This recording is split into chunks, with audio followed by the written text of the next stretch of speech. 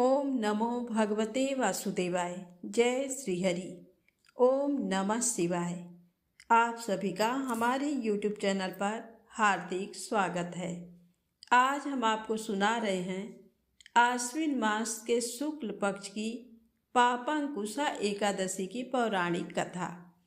इस कथा को श्रद्धा भाव से सुनने मात्र से 1000 अश्वमेध यज्ञ का फल प्राप्त होता है। इसलिए कथा को आप पूरा सुने तो एक बार प्रेम से बोलें, लक्ष्मी नारायण भगवान की जय हो। एक बार अर्जुन भगवान कृष्ण से कहने लगे, हे जगदीश्वर, अब आप कृपा करके मुझे आश्विन माह के शुक्ल पक्ष की एकादशी के विषय में भी बतलाइए। इस एकादशी का क्या नाम है तथा इसके व्रत का क्या विधान है। इसका व्रत करने से किस फल की प्राप्ति होती है, कृपया ये सब विधान पूर्वक कहिए। भगवान श्री कृष्ण ने कहा, हे कुंती नंदन, आश्विन माह के शुक्ल पक्ष की एकादशी का नाम पापांकुशा एकादशी है। इसका व्रत करने से सभी पाप नष्ट हो जाते हैं तथा व्रत करने वाला अक्षय पुण्य का भागी होता है।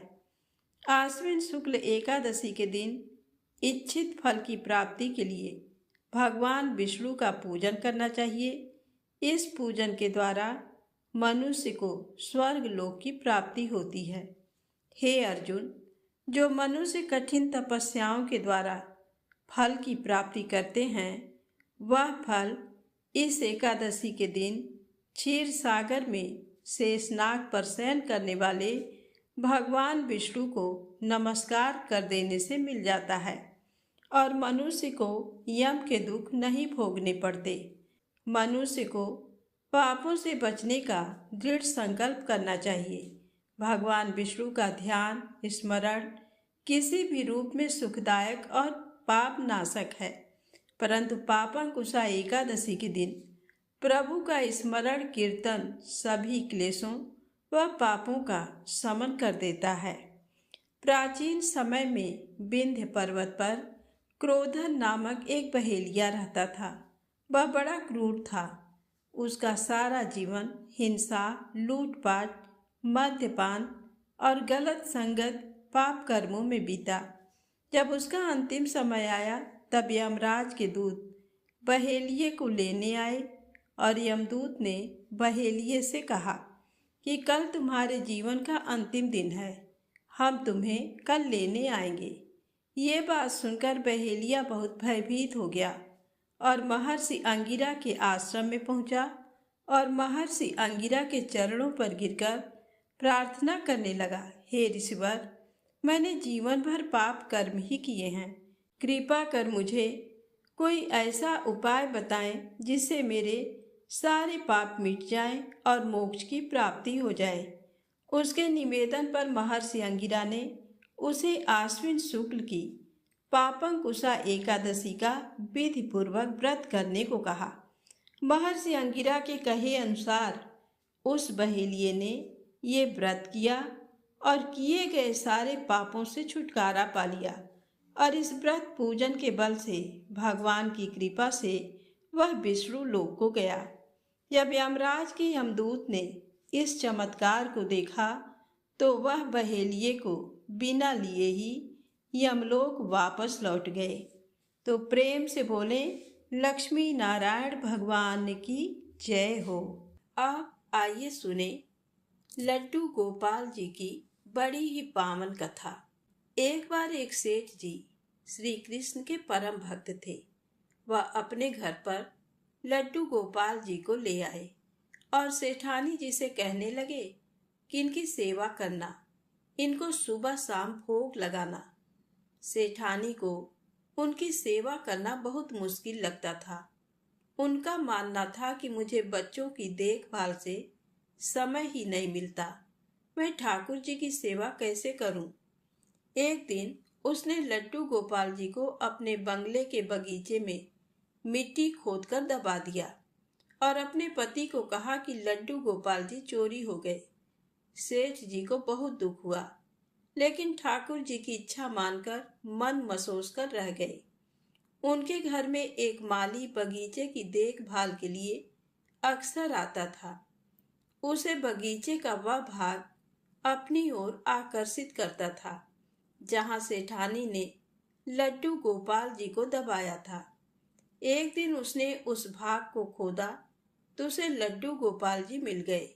वह भागा भागा सेठानी जी के पास गया और उत्साहित होकर सेठानी जी को बताने लगा कि सेठानी जी, मुझे बगीचे में से लड्डू गोपाल जी मिले हैं। सेठानी ने उसी समय उसे नौकरी से निकाल दिया और कहा कि अपने लड्डू गोपाल जी को भी लेते जाओ। सेठानी ने आस पड़ोस के घरों में ये बात फैला दी कि ये माली चोर है, इसलिए सभी ने उसे काम से निकाल दिया।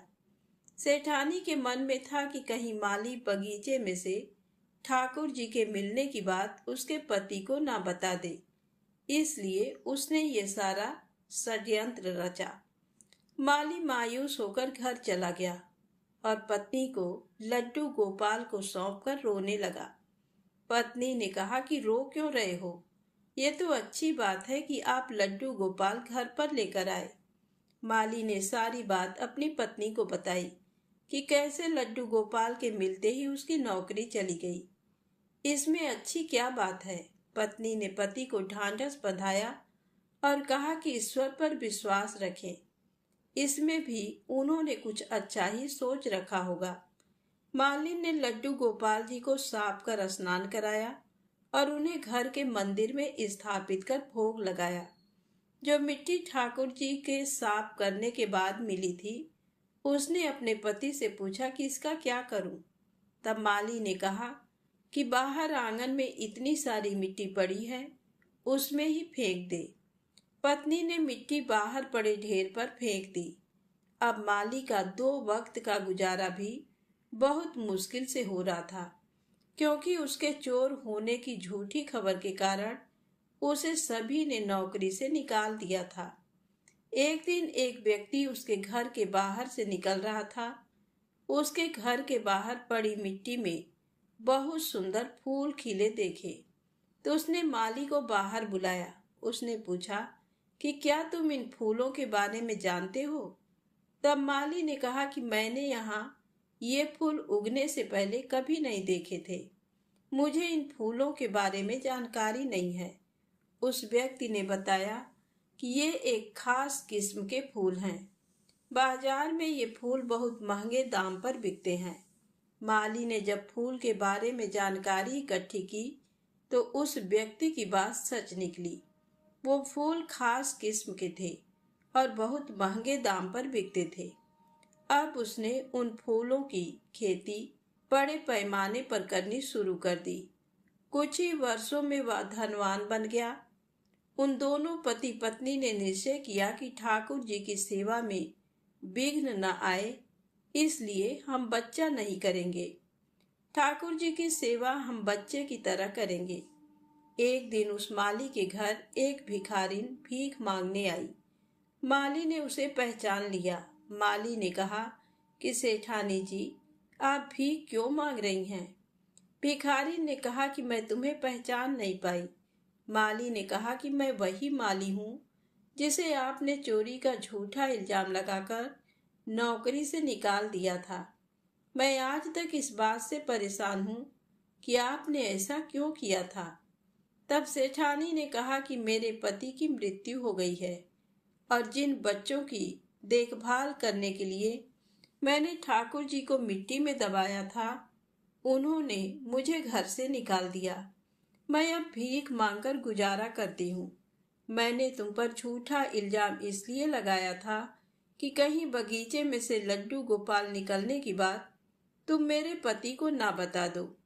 माली ने कहा कि अब आप परेशान ना हो, आपकी सेवा मैं करूंगा, क्योंकि कारण चाहे जो भी हो, लेकिन आपकी वजह से मुझे लड्डू गोपाल जी मिले और उन्होंने मेरा जीवन ही बदल दिया। तो प्रेम से बोले लड्डू गोपाल की जय हो। आइए सुने भगवान और भक्त की एक सच्ची कहानी। इस कहानी को पूरा अवश्य सुनिएगा। द्वारकापुरी के समीप ही डाकौर नाम का एक गांव है।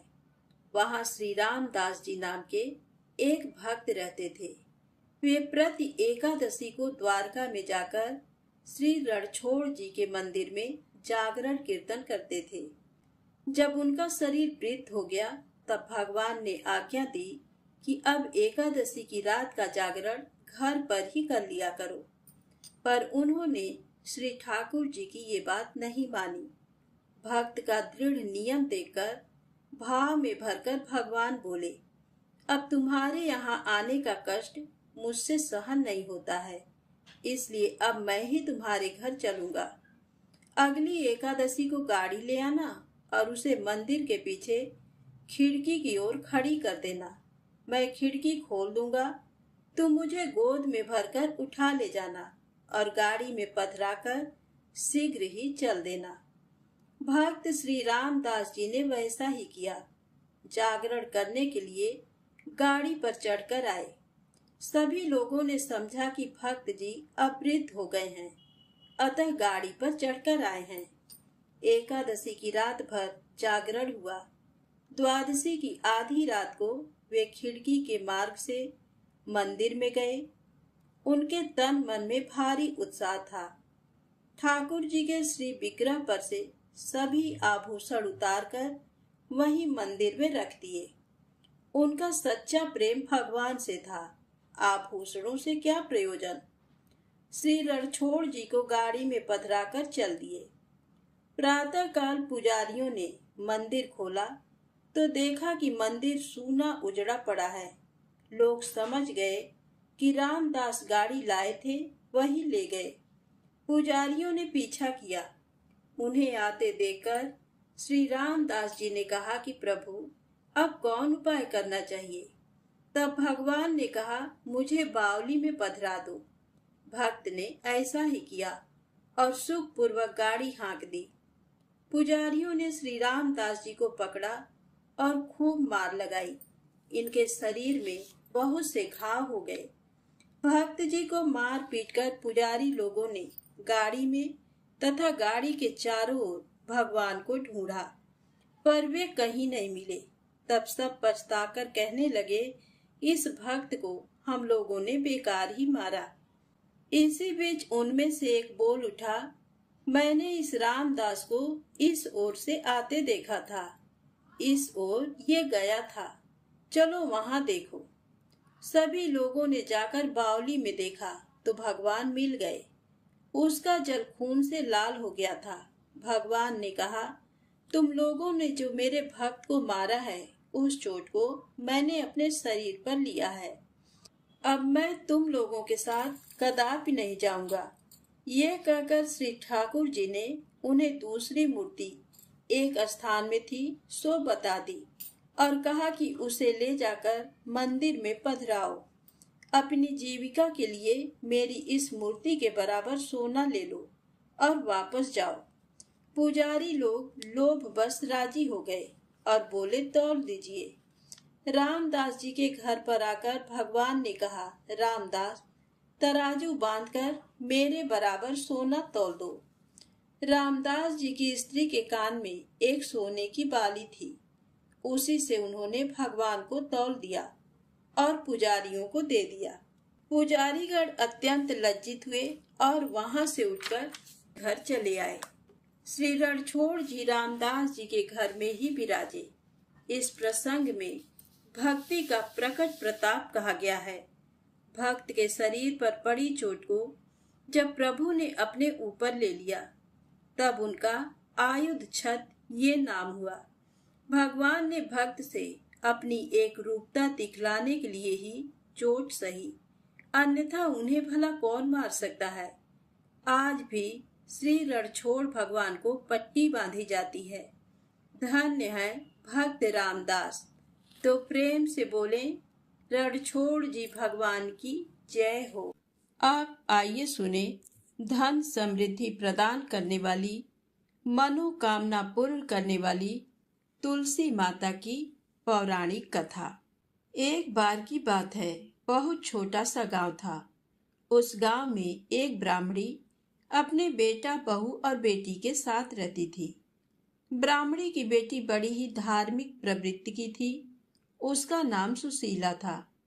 सुशीला की माँ और भाई उसे खूब प्यार से रखते थे, लेकिन उसकी भाभी उसे पसंद नहीं करती थी। वह अपनी सासू माँ से कहती थी कि माँ जी, आप ननद जी से घर का काम काज क्यों नहीं करवाते? आखिर में तो यही काम आएगा। पराए घर जाएगी तो दुख उठाना पड़ेगा। ससुराल वाले हमें ही ताना देंगे कि हमने इसे घर का कोई कामकाज नहीं सिखाया। तो ब्राह्मणी और उसका पति हंसकर टाल देते कि हमारी तो एक ही लाडली सुशीला है, अपने आप सब सीख जाएगी। सुशीला ने जब से होश संभाला तभी से वह तुलसी जी को सींचती, दिया बाती करती, रोज 5 परिक्रमा करती, तुलसी जी के 16 श्रृंगार करती, मेहंदी काजल बिंदी लगाती, चुनरी उड़ाती, मिश्री और माखन का भोग लगाती और रोज तुलसी जी के पास 5 भजनों को गाती और तुलसी माता को और रोज तुलसी जी के 5 भजनों को गाती। पूजा करने के बाद वह बोलती कि हे तुलसी माँ, सोने के लोटे में जल दो और लड्डुअन का थाल दो। तो ऐसा कहते ही दोनों चीजें उसके सामने आ जाती। सुशीला उन्हें ले जाकर अपनी माँ को दे देती, जिससे उनके घर में कभी भी अन्न धन की कमी नहीं हुई। समय बड़ा खुशी खुशी बीत रहा था। जब सुशीला विवाह लायक हुई तो ब्राह्मणी ने अपने बेटे से कहा कि बेटा, तेरी बहन विवाह लायक हो गई है, इसके लिए अच्छा घर बर तलाश करो ताकि हम सुशीला का धूमधाम से विवाह कर सके। तभी सुशीला की भाभी बीच में ही बोली कि माँ जी, मेरी तो एक ही लाडली ननद है, इसके लिए तो घर बर मैं ही ढूंढूंगी। मेरी कौन सी 2-4 नंदे हैं, अपनी ननद के नेक चार तो मैं ही करूंगी। इसके लिए अच्छा पति लाऊंगी। पति और सास ने कहा कि जैसा तुम ठीक समझो वैसा करो। तब भाभी अपने मन ही मन सोचने लगी कि अब आया ऊंट पहाड़ के नीचे, अब मैं अपनी मन की निकाल लूंगी। वर्षों से वह अपनी ननद से खार खाए बैठी थी, तो उसने मन ही मन सोचा कि इसके लिए ऐसा गरीब वर ढूंढूंगी ताकि मेरी सास और मेरे पति को सबक मिल सके। तब भाभी ने एक गरीब से गरीब घर में सुशीला का रिश्ता तय कर दिया। तब ब्राह्मणी ने और उसके बेटे ने सुशीला का धूमधाम से विवाह कर दिया। जब सुशीला विवाह होकर ससुराल में पहुंची तो कोई वहां मंगल गीत गाने वाली महिलाएं नहीं थी। किसी ने उसका आवभगत नहीं किया। ससुराल में केवल उसकी विधवा सासू और एक कुंवारी ननद थी। रात्रि में सुशीला ने दाल रोटी खाई और सो गई। सुबह रोज की तरह वह जल्दी उठी, स्नान आदि करके सुशीला अपनी सासू माँ के पास आई और पूछने लगी कि माँ जी, मेरा तो नित्य का नियम है कि मैं तुलसी जी की पूजा करती हूँ, तभी मैं अन्न जल ग्रहण करती हूँ। माँ जी, हमारे घर में तुलसी जी का पौधा कहाँ है? तो सास बोली कि बहू, हमारे घर में तो तुलसी का पौधा ही नहीं है। ऐसा करो, तुम अपनी ननद को साथ लेकर पड़ोस में चली जाओ, वहां तुलसी का पौधा है, तुम वहां जाकर पूजा कर आओ। तब सुशीला अपनी छोटी ननद को साथ लेकर पड़ोस में तुलसी जी की पूजा करने चली गई। सुशीला ने वहां तुलसी जी की पूजा करी। हमेशा की तरह पूजा करने के बाद वह बोली कि हे तुलसी माँ, सोने के लोटे में जल दो और लड्डुअन का थाल दो। उसी समय दोनों चीजें उसके सामने आ गईं। सुशीला ने दोनों सामान पड़ोसन को पांव छूकर दे दिया। पड़ोसन धन और लड्डू पाकर बहुत खुश हुई। पड़ोसन ने सुशीला से कहा कि बहू, तुम तो रोज तुलसी जी की पूजा करने आ जाया करो। पड़ोसन को धन का लालच आ गया। जैसे ही सुशीला अपनी ननद के साथ घर आई तो ननद ने अपनी माँ को सारी बात बता दी। सास ये सुनते ही लाल पीली हो गई कि सोने का लोटा और लड्डुअन का थाल पड़ोसन को दे दिया अब देखती हूँ कल कैसे पड़ोस में पूजा करने जाती है। दूसरे दिन सुबह जब सुशीला पूजा की थाली लेकर पड़ोस में तुलसी पूजा करने जाने लगी तो सास ने मना कर दिया। सास बोली कि बहू कोई जरूरत नहीं रोज रोज दूसरों के घर पूजा करने जाने की। बहू तेरे मायके के रीति रिवाज यहाँ नहीं चलेंगे, चलो चुपचाप से घर के काम काज में लग जाओ। सुशीला अपनी सास से कुछ नहीं बोली। उसने घर के चूल्हे चौके का सारा काम किया, भोजन बनाया, सबको भोजन खिलाया, लेकिन उसने स्वयं अन्न जल ग्रहण नहीं किया क्योंकि उसका नित्य का नियम था। वह तुलसी जी की पूजा करने के बाद ही अन्न जल ग्रहण करती थी। इस तरह 4-5 दिन निकल गए। तब एक रात्रि को स्वप्न में तुलसी माता ने सुशीला को दर्शन देकर कहा कि हे बेटी उठो, क्यों भूखी प्यासी हो। बेटी तुम आजकल मेरी पूजा भी नहीं करती हो, ना ही तुम मुझे जल से सींचती हो, ना घी का दीपक जलाती हो, और ना ही तुम मीठे मीठे मुझे भजन सुनाती हो। तो स्वप्न में ही सुशीला बोली कि हे तुलसी माँ, मेरे ससुराल में तुलसी का पौधा ही नहीं है। पड़ोस में मुझे सासू माँ जाने नहीं देती। तब तुलसी माँ बोली कि बेटी मैंने तेरे घर के आंगन में अपना वास बना लिया है, तुम अब रोज मेरी पूजा किया करो। ऐसा कहकर तुलसी माँ अंतर ध्यान हो गई। सुबह जब सुशीला सोकर उठी तो उसे रात के स्वप्न वाली बात याद आई। सुशीला भागी भागी आंगन में देखने गई तो वहां तुलसी का पौधा दूर तक फैला हुआ था, जिसकी हर लड़ी में सोने हीरे मोती जड़े थे। सुशीला देखकर बहुत खुश हुई। उसने पहले स्नान किया, पूजा की थाली जमाई और फिर उसने तुलसी माँ को जड़ से सींचा, घी का दीपक जलाया, रोली मोली चावल रक्षा बांधा, मेहंदी काजल बिंदी लगाई, चुंदड़ी उड़ाई और बोली कि हे माँ तुलसी, सोने के लोटे में जल दो, लड्डुअन का थाल दो। ऐसा कहते ही दोनों चीजें उसके सामने आ गई। सुशीला ने दोनों सामान जाकर अपनी सास को पांव छूकर दे दिया। सास और ननद आश्चर्य में पड़ गई कि ये सब कहाँ से आया। सुशीला ने उन्हें पूरी बात बताई। सासू ननद भागी भागी घर के आंगन में देखने आई तो तुलसी का पौधा धन से लड़ जड़ हो रहा था। सास और ननद ने सुशीला के पांव पकड़ लिए। सुशीला ने कहा कि माँ जी, ननद जी, आप मेरे पांव मत पड़िए, उल्टी गंगा नहीं बहती, मैं आपके पांव लगूं। आप तुलसी माँ के पांव पड़िए।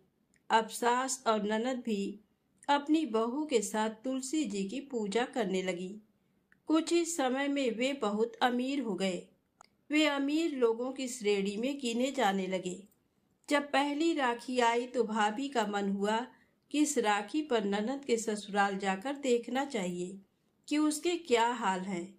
जरूर ससुराल में फटे पुराने पहन रही होगी, सूखे टिक्कड़ खाती होगी। तब भाभी अपने पति के साथ सुशीला के घर राखी बंधवाने पहुंचे तो सुशीला के ठाट बाट देखकर भाई को बहुत खुशी हुई, लेकिन भाभी की आंखें चकराने लगीं। उसे तो चक्कर आने लगे। सुशीला अपने भाई भाभी से मिलकर बहुत खुश हुई। हे तुलसी माता, जैसे आपने सुशीला की पग पग पर मदद करी वैसी सबकी करना। कहानी कहने वाले की, सुनने वाले की और हुंकारा भरने वाली की। तो प्रेम से बोले तुलसी माता की जय हो। अब आइए मनोकामनाएं पूर्ति करने वाली एकादशी माता की कथा को सुनते हैं। एकादशी माता की कथा को सुने बिना व्रत पूर्ण नहीं माना जाता है। तो प्रेम से बोले एकादशी माता की जय हो। एक बूढ़ी माँ ने एक बार एकादशी का व्रत रखा। बड़े ही भाव भक्ति से पूजा अर्चना की। उन्हें वृद्धावस्था में क्या बाधा थी।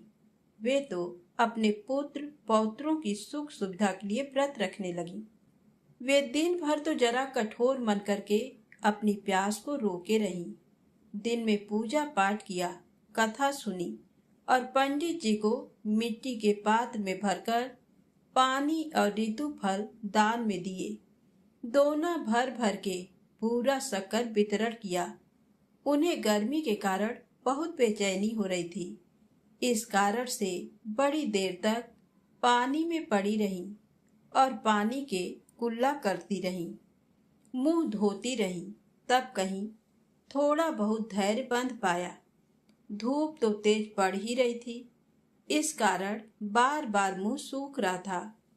बूढ़ी माँ बहुत बेचैन हो रही थी।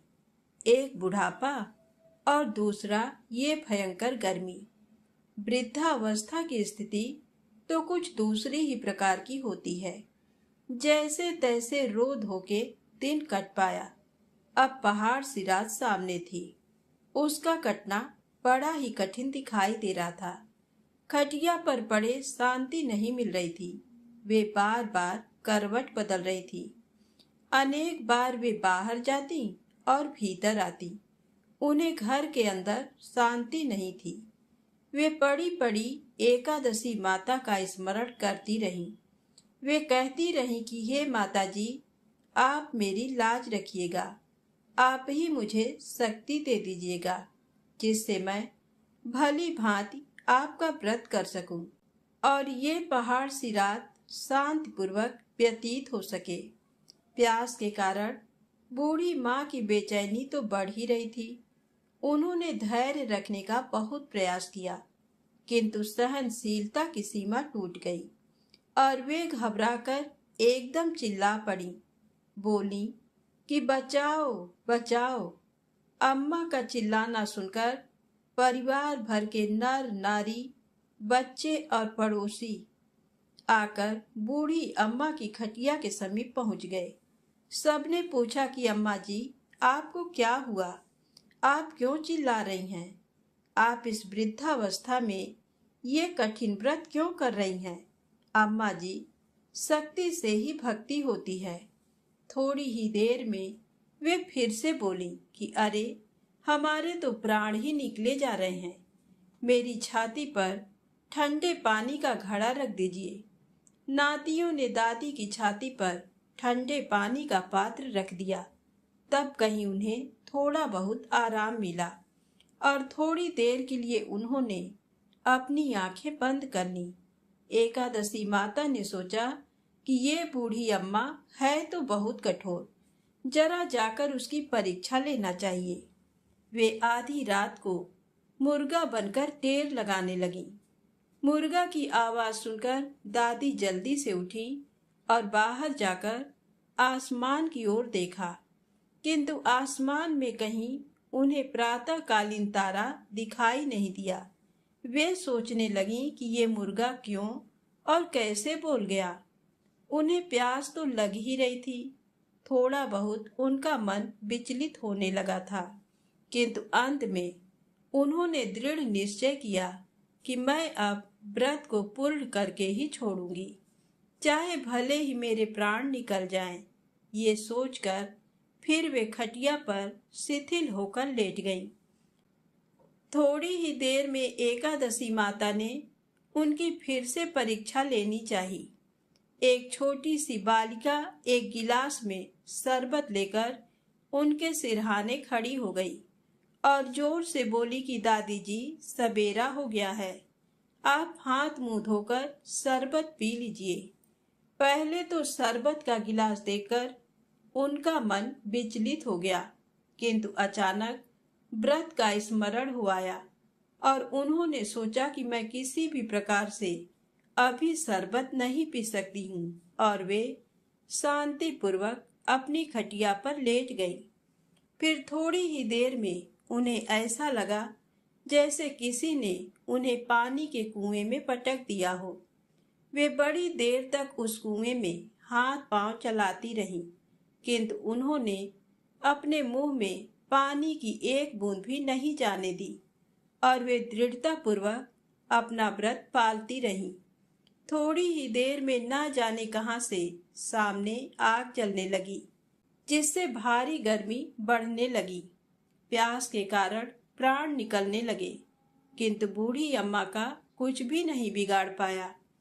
वे जहाँ थीं वहीं मुस्कुराती हुई सी बैठी रहीं। थोड़ी ही देर में बाहर प्रकाश दिखाई देने लगा। ऐसा लगा कि जैसे सवेरा हो गया हो। बूढ़ी अम्मा ने जब बाहर निकलकर देखा तो समझ गई कि अभी सवेरा होने में 3-4 घंटे की देरी है। ये जानकर वे शांति पूर्वक इधर उधर घूमने फिरने लगी। एकादशी माता ये बात अच्छी तरह से समझ गई कि ये बूढ़ी अम्मा किसी भी प्रकार से अपने व्रत से नहीं चल सकती। वे उनके सत्य व्रत को अच्छी तरह से समझ गई। सवेरा होते ही बूढ़ी माता ने स्नान किया, भगवान का पूजन पाठ किया, एकादशी माता की कथा सुनी, ब्राह्मणों को दक्षिणा देकर भोजन कराया। तब कहीं उन्होंने जल ग्रहण किया। कन्याओं को भोजन कराने के बाद अम्मा ने स्वयं भोजन किया। उस श्रेष्ठ व्रत के प्रताप से बूढ़ी अम्मा की आयु में वृद्धि हो गई। उनका घर परिवार हरा भरा हो गया। घर में अब उनके कोई अभाव नहीं रहा। वे हर तरह के सुख साधनों से संपन्न हो गईं। नाती नातिनों से उनका घर भर गया और वे उसी दिन से 12 महीने की एकादशी का व्रत करने लगीं। एकादशी माता के व्रत के प्रताप से इस संसार में हर प्रकार के सुख भोग कर अंत में वैकुंठ धाम को चली गईं। जैसे एकादशी माता ने बूढ़ी माता और उनके परिवार को हरा भरा किया, ऐसे ही एकादशी माता हम सभी की मनोकामनाओं को पूर्ण करे। तो प्रेम से बोलें, लक्ष्मी नारायण भगवान की जय हो, एकादशी माता की जय हो। अब आइए सुने बड़ी ही सुंदर राधा रानी की सत्य कथा, बरसाने के एक संत की कथा। पुराणों में वर्णित है, यदि राधा रानी की कृपा हो जाए तो श्री हरि की कृपा शीघ्र ही हो जाती है। इसलिए पूरी श्रद्धा, भक्ति और विश्वास के साथ इस कथा को पूरा अवश्य सुनिएगा। तो प्रेम से बोलें, राधे सरकार की जय हो। एक संत बरसाना में रहते थे और हर रोज सुबह उठकर यमुना जी में स्नान करके राधा जी के दर्शन करने जाया करते थे। ये नियम हर रोज का था। जब तक राधा रानी के दर्शन नहीं कर लेते थे तब तक जल भी ग्रहण नहीं करते थे। दर्शन करते करते तकरीबन उनकी उम्र 80 वर्ष की हो गई। आज सुबह उठकर रोज की तरह उठे और यमुना में स्नान किया और राधा रानी के दर्शन को चले गए। मंदिर के पट खुले और राधा रानी के दर्शन करने लगे।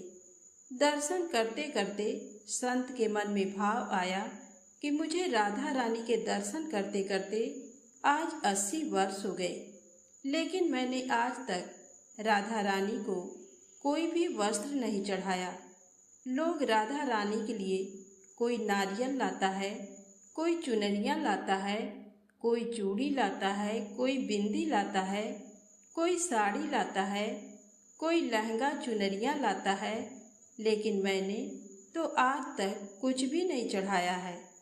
ये विचार संत जी के मन में आया कि जब सभी मेरी राधा रानी के लिए कुछ ना कुछ लाते हैं तो मैं भी अपनी राधा रानी के लिए कुछ ना कुछ लेकर जरूर आऊँगा। लेकिन क्या लाऊं जिससे मेरी राधा रानी खुश हो जाए। तो संत जी ये सोचकर अपनी कुटिया में आ गए। सारी रात सोचते सोचते सुबह हो गई। उठे, उठकर स्नान किया और आज अपनी कुटिया में ही राधा रानी के दर्शन पूजन किए। दर्शन के बाद बाजार में जाकर सबसे सुंदर वाला लहंगा चुनरिया का कपड़ा लाए और अपनी कुटिया में आ करके अपने ही हाथों से लहंगा चुनरिया को सीला और सुंदर से सुंदर उस लहंगा चुनरिया में गोटा लगाए। जब पूरी तरह से लहंगा चुनरिया को तैयार कर लिया तो मन में सोचा कि इस लहंगा चुनरिया को अपनी राधा रानी को पहनाऊंगा तो बहुत ही सुंदर मेरी राधा रानी लगेंगी। ये सोच करके आज संत जी उस लहंगा चुनरिया को लेकर राधा रानी के मंदिर को चले। मंदिर की सीढ़ियां चढ़ने लगे और अपने मन में सोच रहे हैं, आज मेरे हाथों के बनाए हुए लहंगा चुनरिया राधा रानी को पहनाऊंगा तो मेरी लाडली खूब सुंदर लगेंगी। ये सोचते हुए जा रहे हैं। इतने में एक बरसाना की लड़की आई और बाबा से कहती है, बाबा आज बहुत ही खुश हो, क्या बात है बाबा बताओ ना। तो बाबा ने कहा कि लाली आज मैं बहुत खुश हूँ। आज मैं अपने हाथों से राधा रानी के लिए लहंगा चुनरिया बनाया है। इस लहंगा चुनरिया को राधा रानी जी को पहनाऊंगा और मेरी राधा रानी बहुत सुंदर दिखेंगी। उस लाली ने कहा, बाबा मुझे भी दिखाओ ना, आपने लहंगा चुनरिया कैसी बनाई है। लहंगा चुनरिया को देखकर वो लड़की बोली, अरे बाबा राधा रानी के पास तो बहुत सारी पोशाक हैं, तो ये मुझे दे दो ना। तो महात्मा बोले कि बेटी तुमको मैं दूसरी बाजार से सिलवा दूंगा, ये तो मैं अपने हाथ से बनाकर राधा रानी के लिए लेकर जा रहा हूँ, तुमको और कोई दूसरा दिलवा दूंगा। लेकिन उस छोटी सी बालिका ने उस महात्मा का दुपट्टा पकड़ लिया, बाबा ये मुझे दे दो। पर संत भी जिद करने लगे कि दूसरी दिलवाऊंगा, ये नहीं दूंगा। लेकिन वो बच्ची भी इतनी तेज थी कि संत के हाथ से छुड़ा लहंगा चुनरिया को छीनकर भाग गई। अब तो बाबा को बहुत ही दुख लगा कि मैंने आज तक राधा रानी को कुछ नहीं चढ़ाया, लेकिन जब लेकर आया तो लाली लेकर भाग गई। मेरा तो जीवन ही खराब है, अब क्या करूँगा। ये सोचकर संत उसी सीढ़ियों में बैठ कर के रोने लगे। इतने में कुछ संत वहाँ आए और पूछा, क्या बात है बाबा, आप क्यों रो रहे हैं। तो बाबा ने उन संतों को पूरी बात बताई। संतों ने बाबा को समझाया और कहा कि आप दुखी मत हो, कल दूसरी लहंगा चुनरिया बनाकर राधा रानी को पहना देना, चलो राधा रानी के दर्शन कर लेते हैं। इस प्रकार संतों ने बाबा को समझाया और राधा रानी के दर्शन को लेकर चले गए। रोना तो बंद हुआ, लेकिन मन खराब था, क्योंकि कामना पूरी नहीं हुई ना।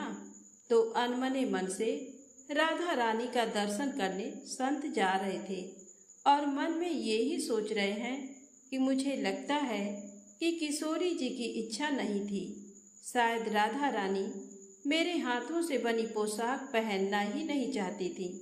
ऐसा सोचकर बड़े दुखी होकर जा रहे हैं। मंदिर आकर राधा रानी के पट खुलने का इंतजार करने लगे। थोड़े ही देर बाद मंदिर के पट खुले तो संतों ने कहा, बाबा देखो तो आज हमारी राधा रानी बहुत ही सुंदर लग रही हैं। संतों की बात सुन करके जैसे ही बाबा ने अपना सिर उठा करके देखा तो जो लहंगा चुनरिया बाबा ने अपने हाथों से बनाकर लाया था वही आज राधा रानी ने पहना था। बाबा बहुत ही खुश हो गए और राधा रानी से कहा, हे राधा रानी, आपको इतना भी सब्र नहीं रहा, आप मेरे हाथों से मंदिर की सीढ़ियों से ही लेकर भाग गई, ऐसा क्यों। सर्वेश्वरी श्री राधा रानी ने कहा कि बाबा आपके भाव को देखकर मुझसे रहा नहीं गया, और ये केवल पोशाक नहीं है, इसमें आपका प्रेम है, इसलिए तो मैं खुद ही आकर के आपसे लहंगा चुनरिया छीनकर भाग गई थी। इतना सुनकर के बाबा भाव विभोर हो गए और बाबा ने उसी समय किशोरी जी का धन्यवाद किया। तो प्रेम से बोले, राधे सरकार की जय हो।